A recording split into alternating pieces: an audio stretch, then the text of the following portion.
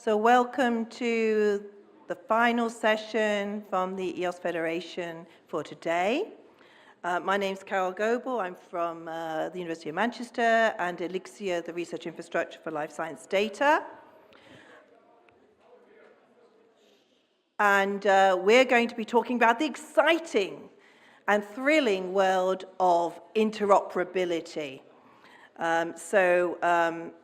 We know that EOSC, the EOSC Federation, unlocking the full potential of the EOSC Federation, hinges on this seamless access and linkage of high-quality research data and the services and streamlined connections. And that means interoperability. That means the EOSC Interoperability Framework. And we can classify this into two forms, which we're going to discuss today. Technical interoperability, so that's services across the EOS to communicate and exchange data efficiently, and semantic interoperability, so that's standardized metadata that facilitates discovery across the diverse thematic, regional, and national nodes. And this is the cornerstone of our interconnected research environment. And we know that the thematic nodes will have different approaches for their own communities. There may be different approaches at the national level. So we've got a lot of challenges around interoperability. So I'm very excited to say we've got a number of very good panelists and speakers to be able to explore this quite complicated but important area. So to join the discussion, I'll let you all take the photograph of the Slido and go to it. You know the drill by now. Pose your questions. Has everybody got the photograph? No? Okay, we're waiting. 5, 4, 3, 2, 1. Okay, good. Okay, so we have 3 presentations, and I will invite each presenter to come up, and I'll leave the stage, and I'll introduce them as they come up. So our first speaker is Barbara Bagana, who's from the Go Fair Foundation. She's an expert in fair development and a fellowship coordinator of the Go Fair Foundation. She's also the chair of the Research Data Alliance Working Group on iAdopt, which specializes in investigating how to undertake crosswalks on interoperability for observational data. So she's a super expert on semantic interoperability in particular, and she's going to talk to us about what are the technical and or semantic interoperability aspects across EOSC at different levels of maturity. We welcome Barbara.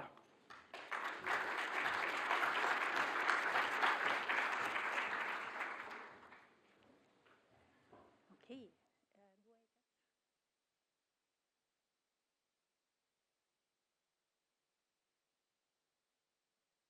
Thank you, Carol, for inviting me here. I have been asked to address the technical and semantic interoperability aspects across EOSC.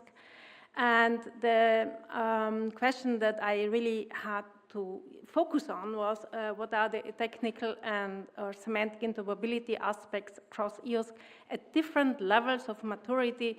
And actually, the technical and semantic and the maturity level were the terms that, where I would like to focus on. And the question is, which maturity is addressed here? The maturity of the technical, so the tools, the services, or the semantic specifications, or the maturity of the communities that are involved. So there are different maturity levels we can consider. So let's first understand why we have to address semantic interoperability. Well, FAIR addresses it. There's a main principle, it's the interoperability principle. And we know that metadata should actually be machine interpretable by making use of different FAIR enabling resources. That's how we call it at Go Fair Foundation. The FAIR principle one addresses the knowledge representation languages that should be used, but we need also semantic artifacts, and they are addressed in the principle I2. So we talk there about fair vocabularies that should be ingested in metadata. And we talk about I3. We say these are semantic models that enable disqualified references in our data and metadata. So how can we achieve interoperability? There are two ways, actually. We can converge in the use of these semantic artifacts, so using the same semantic artifacts, but we can also make use of crosswalks and mappings across semantic artifacts applied. So, but what's the reality at the moment? The metadata, we have some metadata schemas. They mostly use literal keywords, but keywords are not really helpful. What are they saying? When semantic terms are used, sometimes then they are still considerably different, they vary across the communities, and they are not interoperable enough.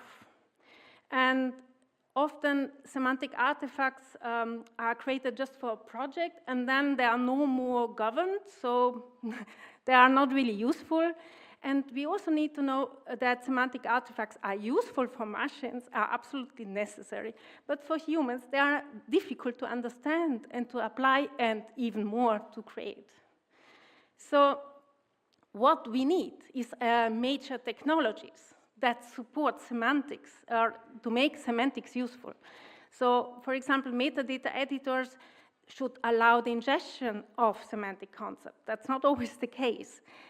Services should enable the generation of fair mappings and crosswalks, and we are working towards that. We have the FAIR Core for EOSC, where we are working towards a registry of mappings and crosswalks.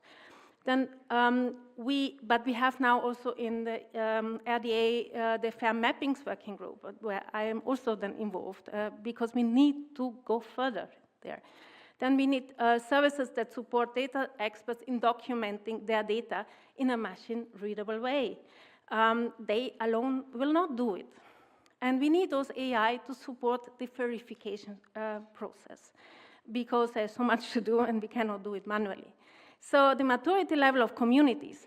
So communities are different, they have different maturity levels. The emerging communities actually aim to be fair from beginning if they can, like DISCO.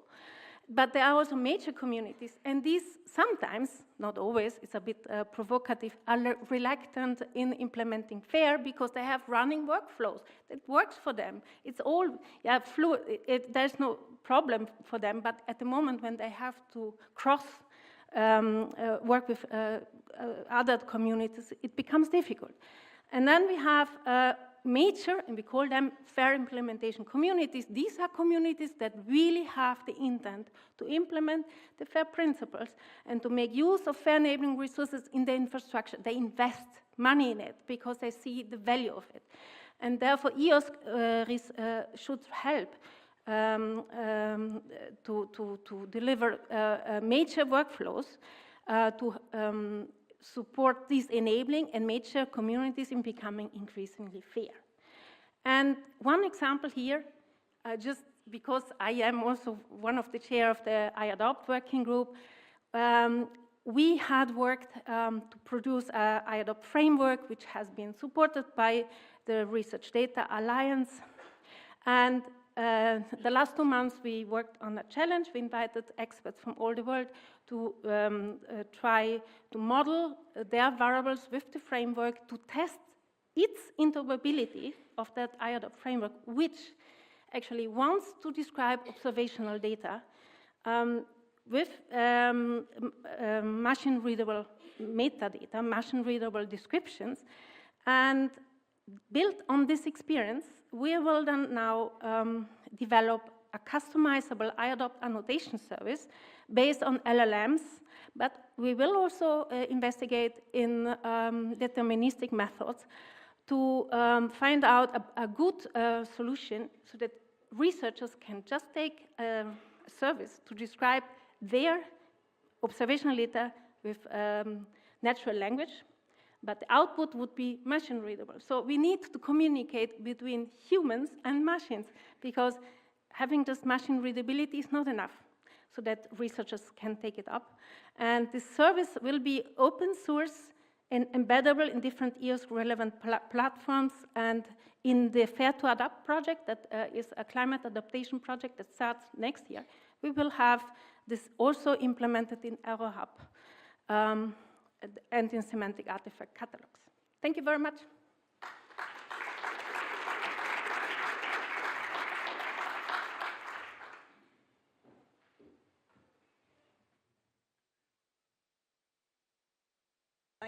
Thank you very much, Barbara.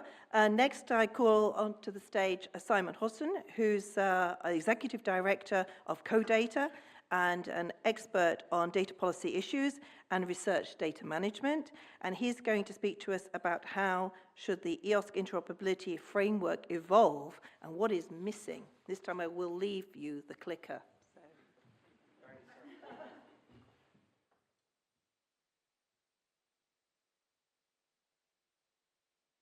Hello, everyone. I'll add to Carol's introduction that I was also the coordinator of the World Fair project, and obviously what I have to say will come to some extent from that perspective.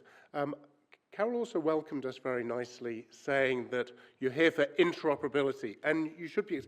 Interoperability is fascinating, and it's fundamental. The I and the R of FAIR, I really do think, are the most important. Because if we care, what is this for? You know, why are we here? What on earth are we trying to do? It is really important that we do not become too disconnected from the purpose of our activity, and the purpose is to support the science. And the interoperability and the reusability are there because science needs that support, it needs the data, and it needs data to be combined, to be integrated, to be combinable and integratable. So that's really what we're talking about. How do we put in place the preconditions for that? Now, this question, actually,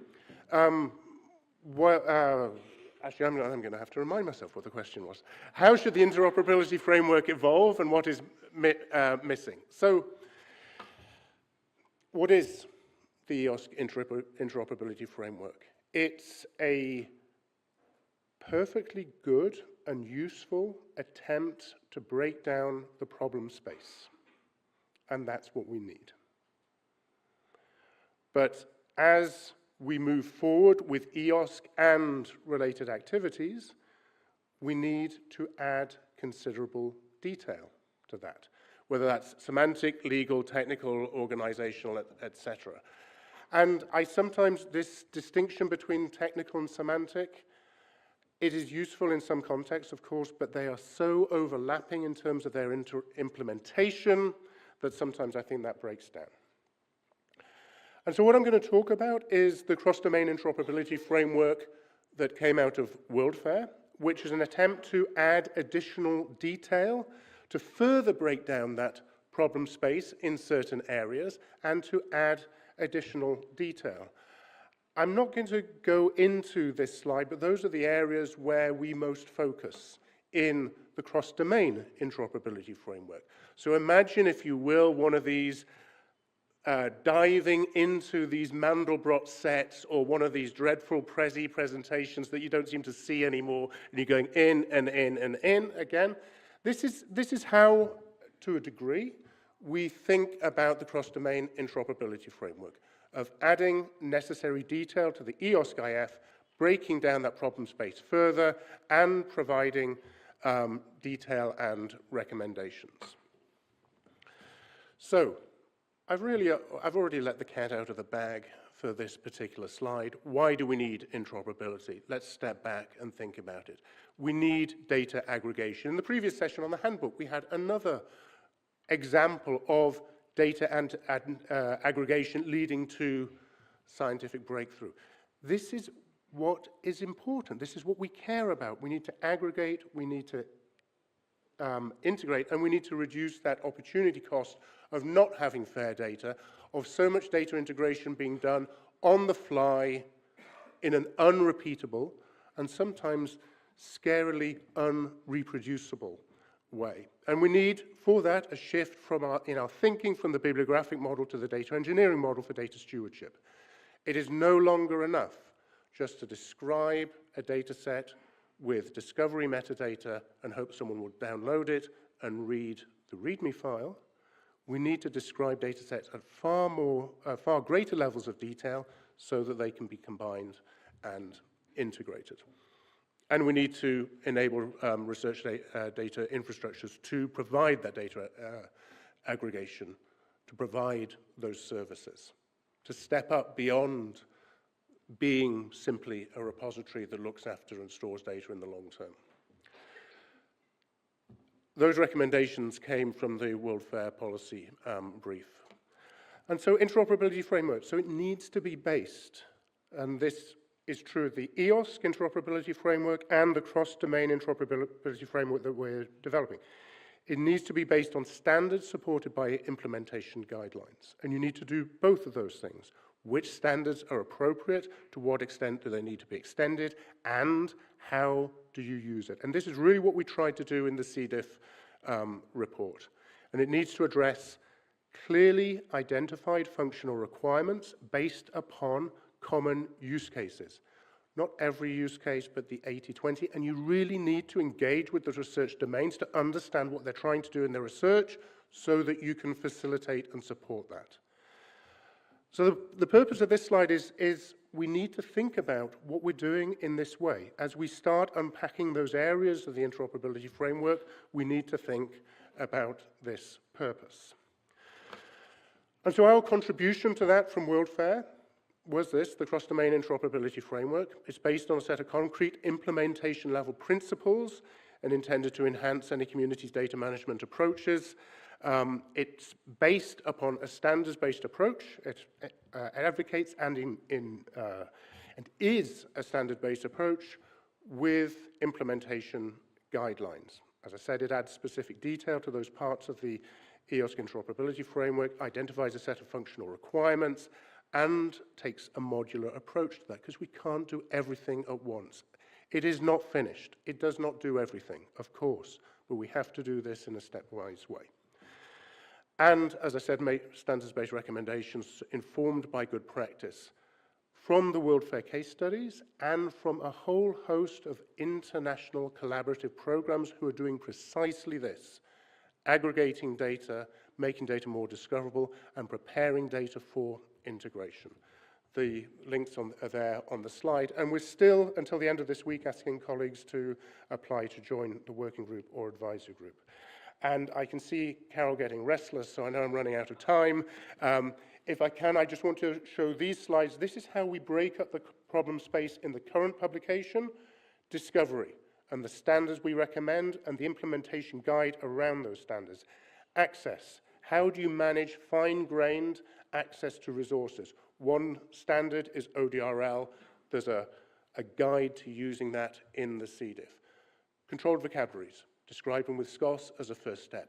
We know that there are other standards with greater degrees of detail, OWL, etc. This is a first step. We're going further. Data description. This is how you describe data at the fine-grained level, at the variable level, to enable data combination. Those are the tools, those standards are the tools to use there. And often when you're combining data sets, you need to use universals. Time, place, other key concepts. There's a handy guide to that. That's where we are at the moment, and this is where we're going. So the green modules is the plan for the next year or so. Further work on further detail on fine-grained access, on context, on provenance, on mappings in collaboration with the RDA group, and data description for integration with integration use cases. All that is already underway and in the pipeline, and we hope that we'll publish that in the next year or two. And that's it, that's me.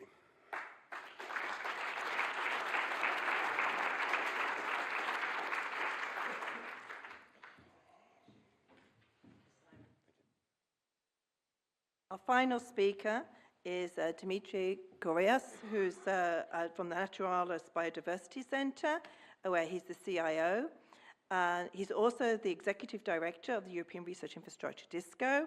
And for this meeting here, he's also the co-chair of the FAIR Digital Object Forum. So he's a very busy man.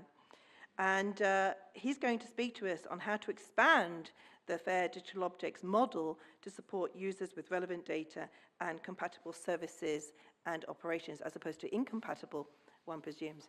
So where are you, Dominic? No, there we are. So thank you very much.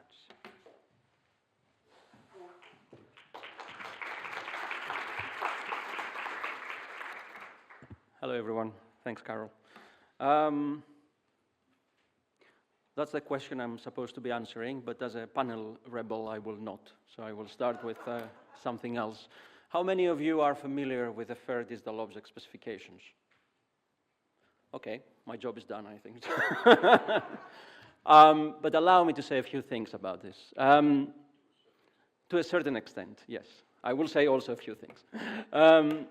I will go back to, I think it's a quote attributed to Mark Twain, saying that history does not repeat itself, but it often rhymes. And I think it's very interesting to, in our journey towards interoperability and interoperability frameworks, to really get some inspiration from the very beautiful, effective, and simple way through which we sorted out the problem of putting together and connecting networks and computers. It's 60 years ago that this has started, but I think it can still teach us many lessons on how we can go about. And the original set of very suite of protocols that constitute the TCP/IP, effectively, the protocol doesn't care about what moves from one computer or from one network to another. It merely provides a frictionless way through which we can do it. So, of course, today, we're concerned with interoperability at a different level of abstraction. We're not only concerned of moving bit sequences from one place to another, but we want to do this in context. But how important is to start thinking about semantic interoperability without having resolved the foundational element on the agreement on how we actually provide that kind of a context? The FDO Forum, for the last 4 years, has been invested in actually delivering this kind of an approach, the FAIR Digital Object architecture, and linked protocols that are able to seamlessly provide that communication on top of these FDOs, FAIR Digital Object and FAIR Digital Object architectures. So, similarly to the TCP/IP, an FDO does not really care about the payload. It doesn't really care about exactly what kind of information you're moving from one point to the other, but it does care about the structure and whether you have ticked all the boxes that would allow both humans, but more importantly, machines, to interpret it. And the questions we need to ask many times is, okay, what the heck is this thing? This bit sequence? How was created? Where is it stored? How persistent is it? Who is allowed to access it? What kind of operations are we allowed to do on it? How can we reuse it? How can we interpret it? And all of these questions are fundamental questions. To how many of these questions does an FDO answer? None. Because the goal of the FDO is not really to generate the content, it's to merely have the opportunity to scale this kind of communication by providing the context in which we are needed to provide the information in. So data is useful when data is in context. The very simple view of the FDO is here. Essentially what it does is it bundles persistently together payload and metadata. By metadata, you can extend this to a multiple set of information that is answering potential to the questions I had in the previous slide. So everything in the world of FAIR Digital Object has a PID, and everything in the world of FAIR Digital Object is a FAIR Digital Object, the same way that in a Unix environment, everything is a file. This is the basic structure of the FDOs. And I think in the previous slide that Simon was showing in the interoperability framework, you saw the FDOs at the foundational layer there. But this is exactly where they belong. FDOs and FDO architecture is a necessary but not capable condition to actually deliver interoperability. So we need to start with this agreement, global agreement, on how we want to effectively and efficiently communicate data in context, and of course then build on top of that. Up to now, we have done a lot of work. I'll skip this one.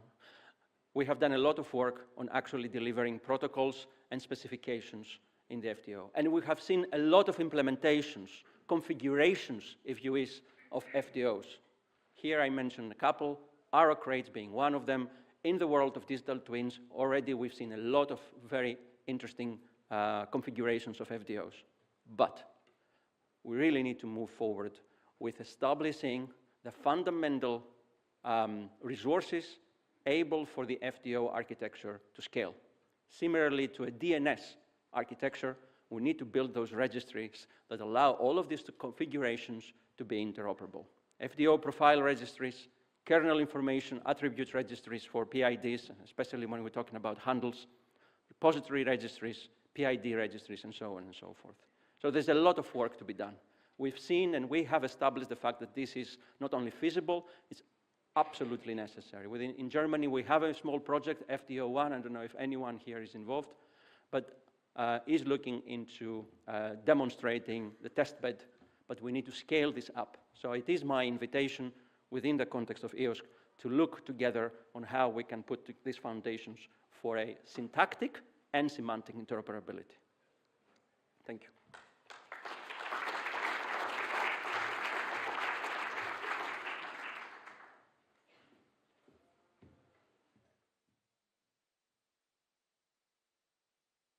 That concludes our talks, and now I invite all the speakers to come up, and also, so you up and down, I know.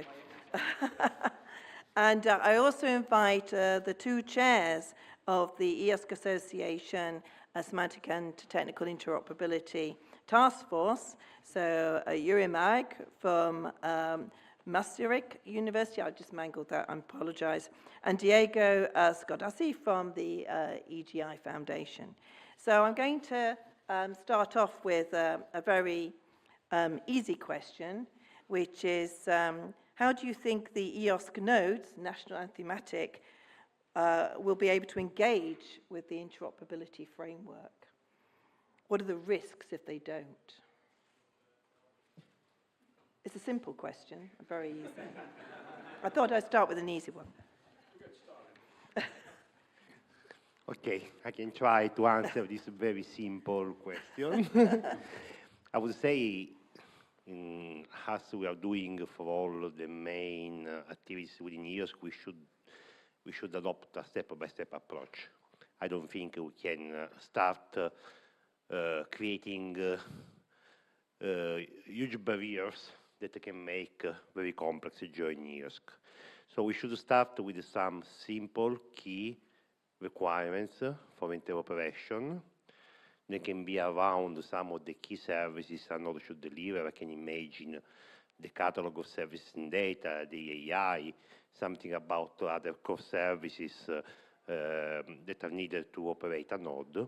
And then at a second time, going step by step, also with initiatives that would advertise interoperability solution between the different EOSC nodes to increase the level of interoperability the nodes should adhere to be part of EOSC. Anybody else want to? Barbara and then Simon. Yeah, so I would like to draw a parallel to Inspire. We had something like 18 years of specification development, or a little bit less, right?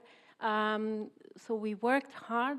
I was also included there in providing specifications, but we had only little time to really develop services. So I think there's a risk that we are spending a lot of time just trying to align different specifications, because there are many in different subdomains, and they are not interoperable, etc. But we are not helping data or researchers to really then take it up. And it's a little bit, it's now over, they said in 2020, this should be already established in the different countries, and some have taken it up, others not. I think it will get forgotten after a while if it is not really supported also after, I think, not with money, but with incentives and always demonstrating the value of doing it. So for us in our thinking around CDIF and that unpacking and adding detail to the interoperability framework, our target audience are research data infrastructures. So whether you call them repositories or archives or data services or even data aggregators, and whether they're dealing with an individual discipline in a given country or whether they're a federation of those, all of those things. And what we hope is that they will take the recommendations and implement them and demonstrate to us that this works. Now, that's not on a wing and a prayer. We base those recommendations on the work of World Fair and engagement with similar organizations that need to provide researchers with data products to do their research. Combined data products for the analysis, science-ready data, as sometimes we call it. So those are the target audience, and those are the people we want to work with. And many of those will be EOS nodes, and the risk of not doing it is, in our view, well, are you going to provide researchers with the data that they need? Not data to be downloaded and then to get the postdoc to do a hack job on the combination, or maybe a very good job, but still with a lot of manual labor. Or are we going to start having, through EOSC and through the data spaces, services that provide us with the data that we need for the research we need? Okay, so I think that for the document itself, the EOSC Interoperability Framework, it's very interesting times now, because we have one node for now, we will have more nodes next year, and now it's going to start to bounce each other, these nodes, and these nodes are going to bounce to the document, itself. And the important part is that it has to evolve. The document, as was mentioned in the presentation about the living documents, etc., etc. So we have to live it, basically, and that's the step-by-step what Diego mentioned. So this is it. So yeah, challenging times for the document from today, basically, onwards. I'm really looking forward for that. And if it is not going to be compatible, or it's not going to work together, so it's not going to work, so we have to do it. We have to try to do it and try to connect at least two nodes together. That's the first step. Thank you. So thank you very much. And several of you mentioned services, and also Simon mentioned their providers was a key target. But the things you presented were quite complicated. So you were asking people to restructure their metadata, you were asking people to adopt new protocols. What will be the roadmap to be able to make this interoperability, given that interoperability is also so driven by use cases? So doing interoperability just in case is incredibly expensive. But do we know what the cases are for our interoperability in order to be able to create a cost benefit for investing a lot of infrastructure effort in doing the interoperability? Simon, do you want to? Oh, no, Dimitri. Let's do Dimitri, because he hasn't spoken yet. Come on, Dimitri. Sorry, Simon. Then it could be Simon. No, I was really triggered by what you said, Carol, about the fact that interoperability is demand-driven. And being an ex-researcher myself, I don't remember the time where I really wanted to look into available data sets that I couldn't figure out the way through which I can combine them as an individual. And I think we need to separate between the need to really create interoperable infrastructures and data sets which come with an extremely high cost, not only to generate, but also to maintain, from the needs that individual researchers have, and I don't see that coming out of anything at this point globally, from the requirement so that machines can able to navigate and semantically interpret all of this information. Because I think the major concern I have is that the issues that have to do with the ability of machines to navigate and understand and generate content out of these infrastructures creates way more risk than the risk of missing out of some individual researchers that might want to do this, but we haven't seen the demand. Of course, it's coming to you. Yeah. So we're not saying that you need to apply very expensive detailed metadata and semantics to all data all of the time. But one, I think there are ways of reducing the upstream cost of that, or reducing the cost of that by doing it upstream through the research process. Two, yes, we need to respond to demand. And there are high-value, high-ticket, strategically important research questions, almost all of them to do with the grand challenge issues of sustainable development, climate change, and climate change adaptation, which need that sort of investment. And research is going on now, but if we believe the figures in the PwC report, a lot of that research, once again, is relying upon one-off data integration efforts, which are conducted manually at great expense, rather than the investment upstream in the data description. 2 points. And the last is that a lot of the examples that because World Fair was a global project, because CoData works globally, in Europe and outside, a lot of our examples came from data integration projects in low-resource countries. One of the best examples is another Inspire, I'm afraid, a different Inspire, which is a series of projects on population health run by the African Population Health Research Center in Nairobi. Now, if they can do the data integration work, combining OMOP, CDM, the Odyssey data vocabularies with DDI, CDI, describing it in schema.org as JSON-LD, then we can do that in Europe. The recommendations for discovery in the World Fair recommendation in the CDIF are drawn in significant part, with some tweaks, from the Ocean Data Information System, a UNESCO initiative specifically designed to be compatible with low-resource environments and a low bar. So we need to reel up, if that's a word.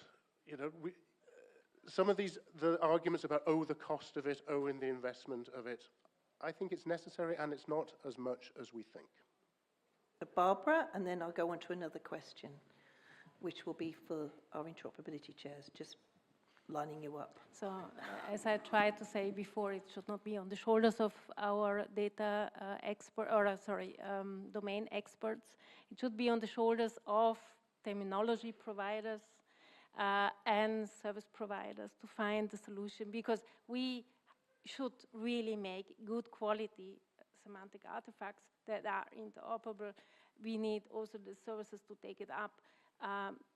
And so this should not be an effort for the single researchers and research communities. They just should take something that is useful. Very much. So I've got an online question, which I direct to our chairs of the Interoperability Task Force. So by whom will the semantic interoperability problems in EOS be addressed? An opportunity area group, or is that the Interoperability Task Force? Okay. Before I mention the notes, basically in the Federation Handbook, and we are talking about the notes, and there was the forum of the notes, you know. So I would say that the task forces are finally going to be able to get these information. But of course, if it is on the operational question, so it has to be some contact point, you know. And in my personal opinion, this should be the forum of the notes, you know, because these systems, nodes, etc., they are going to deal with the everyday issue of that. For example, how you connect EU node with one national node, etc. So this is where we can discuss, sort these activities, and ask the expert groups, to bring some solution or ideas. And definitely we have to work with the experts in the opportunity areas. Yeah, but I would say that the first contact could be through this nodes forum. Diego, do you agree? I absolutely agree with you. I would say the task force is a sort of collector of the work of the others. So the task force will receive the input, will get the input that from the EOSC project for the opportunity areas and so on, put everything together and try to create, I would say, a global picture delivering a recommendation. So we don't have to see all these different initiatives in competition, but working together towards the objective. So, is there any questions in the room? It's the opportunity to wave your hand. Clement, of course. I expected Clement would ask a question. I'm very pleased. This one was burning. Hello, everyone. My name is Clément Jonquet. I'm from INRAE in France. I want to express a little concern here. I'm glad we've seen these three presentations. I mean, Barbara was starting presenting the vocabularies and the importance of semantic artifacts and all of that. Then Simon, you actually ended up presenting all the CDF was like recommending a bunch of semantic web vocabularies that are already standardized by W3C and all of that. And then the FDO concept come over. And we're like seeing the future, we can reinvent the web, etc., and make it in more academic. So I share the same dream than you guys there for sure, but I see a very big difference between Simon and Dimitri's presentation that I want to point and I want your feedback on, is that that second presentation was actually really very much building on top of things that are already there for 20 years, even more than we are building the web and the semantic web. And when the last presentation was presented, and I'm crazy about the concept of FDO2, I dream to see such an object and such a protocol on the web, and then the metadata goes with the data like that. But every time I see the sentence, everything is an FDO, and every FDO has a PID, to me that's recall of a sentence that I heard 25 years ago with Tim Berners-Lee inventing the semantic web after inventing the web 30 years ago, which was everything is a web resource and every web resource has a URI. So how do we build on top of that? We cannot afford reinvent HTTP. We cannot afford reinvent the notion of URIs. We have tons of protocols and things that are based now on RDF and making it happen. And why don't we see these? I mean, the PIDs and URIs going along, the FDO concept going also along and being based on RDF and things that the web has already set up. And I haven't seen any of these in the last presentation. So that's why I'm also looking at you, Dimitri. Thanks for the response. So, Dimitri? I fully agree. Oh, that was a quick. And of course, no one suggests from the FDO that we need to reinvent internet. I started by saying exactly the opposite. But we know that the alternative is way more painful. If we do not agree that we need mechanisms through which metadata and data are coming together in a structured way and are moving from place to place in an agreed upon actionable policy, we will always be facing the same issues. So FDO architecture is not reinventing the internet, is building on top of that. And indeed is a very fundamental approach, but we know it works. It started back in the 90s. Bob Kahn introduced the concept. The same person who came across with TCP/IP.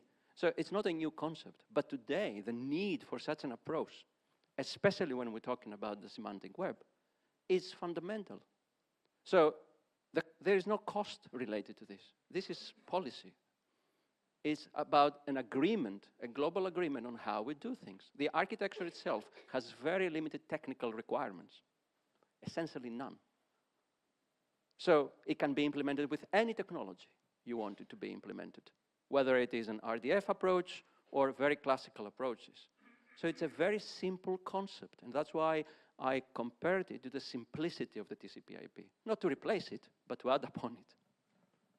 There is also something called WEBI, Fair Digital Objects, which is, I think, the solution here. But Simon. Yeah, just very quickly. I mean, I think if I understood properly what Clément was saying, that I mean, the fact that what we're recommending in the CDIF being based upon 20 years of semantic standards, I take that as a compliment, and I don't know whether Clément meant it as such, but but I hope so. And if I know how Clément I'm happy to do. I mean, the point that I'm trying to make is that I think we're going about this in the right way. See, we say repeatedly, CDIF is not a new standard. It doesn't pretend to be. It breaks down the problem space, and it provides implementation guidelines of how to use established standards and some emerging standards together for those functional requirements we've identified. And I think that's the right approach. I think that's the approach that we need to take. We shouldn't be inventing new things just because we're innovative and we want a project. We should try to show how the existing tools can make things work by using them together. Now, there is something innovative just in that, but also in some of the things that we've thrown into the recommendations, not least the variable cascade, which is not new either, but I don't think has been used. People haven't thought about using that with the other semantic technologies. Also, structural description of data to help us decompose and recompose data. These are the things that I think are a little bit more new in the sense that they aren't established standards like the others are, but we're also showing how the standards like ODRL, etc., need to be extended. So this is the coal-face work that I think we all need to try and do. I have a question here. To wave your hand about, Nadia.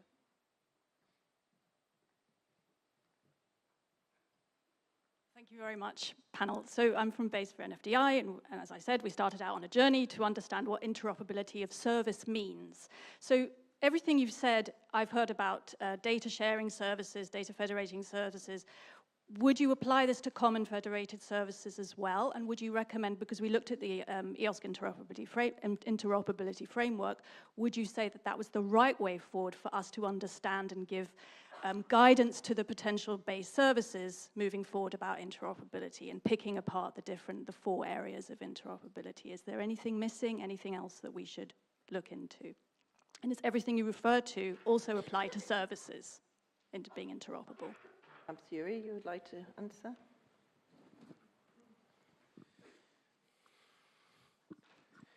At the end, when we talk about interoperability, we talk about interoperability of data, but we're also talking about interfaces, API, and so on. So it's I think today in this discussion, we focused a lot on data exchange, but this is not the only aspect of the interoperability.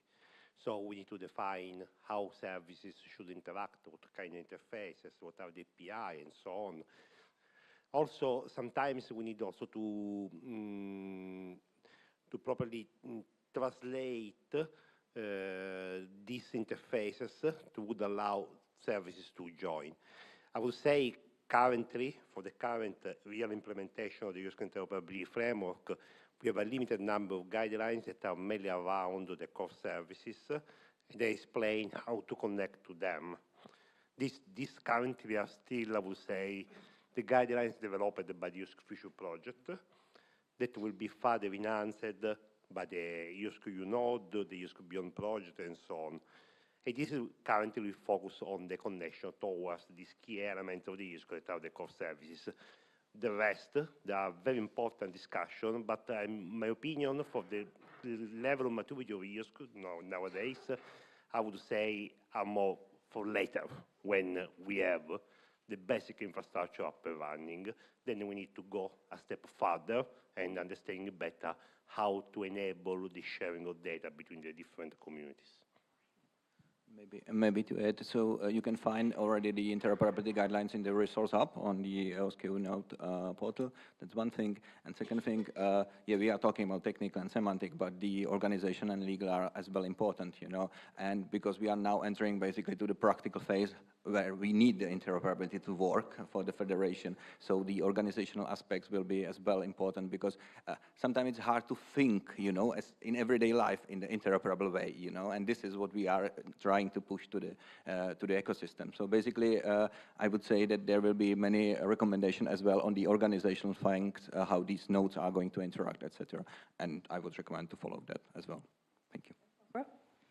So I was involved in the EOSC Semantic Interoperability Task Force, and we worked for, we used the interoperability framework, and we then thought, how can we really apply this in practice? And we developed, for example, the semantic interoperability profile, something like the fair implementation profile, as an approach to start the process in the community that tries to think how to operationalize this. So it's looking at semantic services, semantic resources, artifacts, but also at the services that support this specification to make, to realize this interoperability. That's just one, and there's another one service that we developed or we worked towards. And then I know there's the EOSC Semantic Interoperability Task Force 2 now. They are continuing, so there will be more and more coming. So it's not the last thing that has been done, so it's ongoing. Maybe one more thing, when these national implementations are happening, for example, they have as well these working groups of the researchers of some domains, etc. So, for example, in our country, what I can comment, so we are going to talk about the metadata schema and semantic interoperability between these domains. You know, this is going to be another output, and probably if it makes sense, it will be as well in English, you know, so we can share this kind of knowledge between the nations. Thank you. Maybe if I can add one point also related to the activities of the task forces for the technical interoperability group. Now that there is a clear idea about what the EOSC Federation architecture should be, we would like to start to identify use cases. We are collecting use cases that would involve multiple nodes to understand what are the common scenarios that should be implemented in EOSC, and this would also drive definition of new aspects of the EOSC interoperability framework. So following up that point, I'm going to pick the last question from the online, which is a popular one that's just shot off my screen. Here we are. If you could pick one thing that the current Infra EOS projects could join forces on to work on, what would you suggest that you believe most would agree with? So what is, those projects are already funded, they're already funded to do EOSC, to do EOSC implementations, to do EOSC use cases. So what is the one thing that you think they should be doing? You would recommend? Maybe I would recommend one practice, you know, that we try to integrate to preparation of one of these projects. So basically, if we are talking in the project about interoperability, and then we have the use cases there, so when the use cases are ready and operational, so describe them as well from the point of interoperability, because usually it's not described, you know, it's not visible for the everyday user. So this could be a kind of practice, you know, how we are writing the project, and then we get the interoperability from the concept that is flowing on the sky to the text, you know, to the visible part, you know, what we are doing. So that would be my recommendation. But is this joining forces of the it's projects joining forces, rather than just a project? This is just for one project, but it would be nice if we can, for example, try to think about this practice. And for example, for that, I would use the semantic interoperability group to discuss, you know, if this makes sense or not, etc. You know, but I would say that this could help. So I'm not totally sure, but I would hope that with the Fair Core for EOSC project, we will have really a workable registry of crosswalks and mappings, because this was always missing. It's just a hope that is really helpful, but I would bet that this will bring us forward, if it works.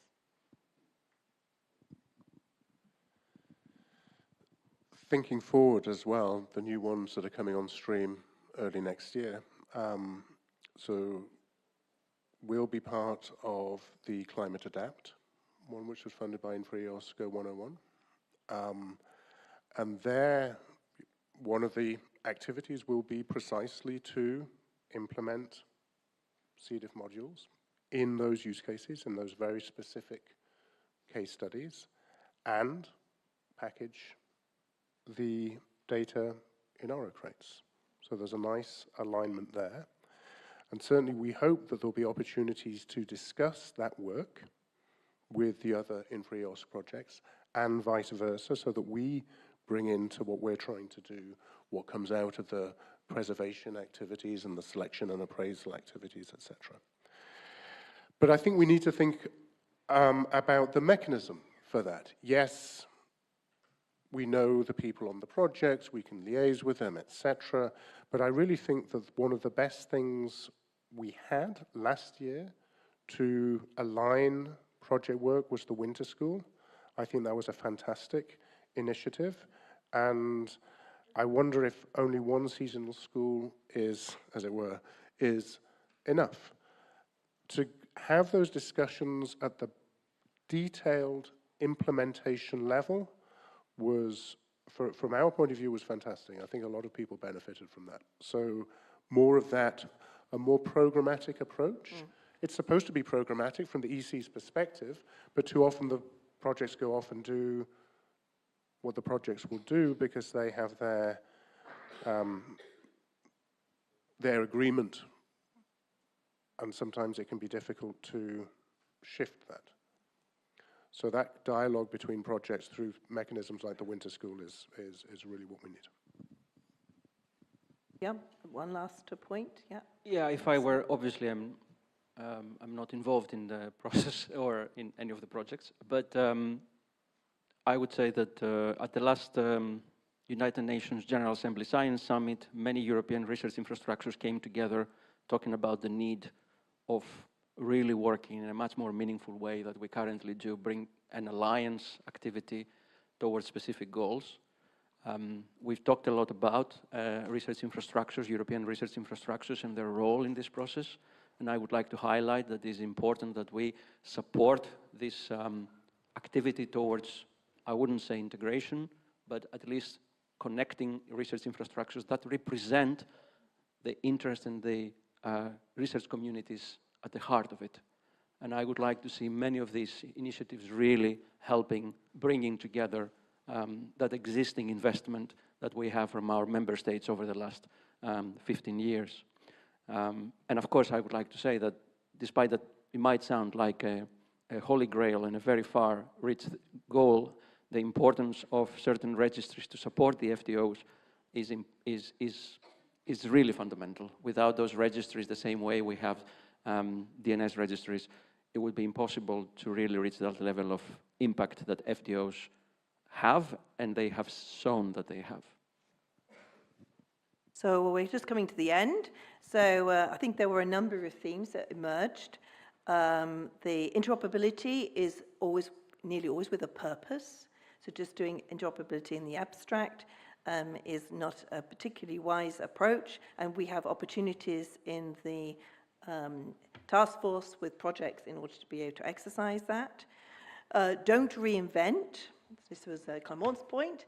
Don't reinvent, reuse, and keep it simple, but also keep it stable, because one cannot implement interoperability if everything's constantly in flux. When in doubt, put a layer in. That's what keeps it stable. I notice everybody had multiple layers in all of their solutions. A programmatic approach should be taken to enhancing and enabling interoperability. That means bringing together projects, bringing together communities in order to be able to develop those interoperability touch points and bridges. And interoperability is a strange mix of both evolution, as Diego said, but also revolution, because you're requiring people to have a different culture of thinking, not thinking in the silos, but thinking beyond their silos. So I think those are the points that I came up with, and I shall ask you later for more points. So we're bang on the time.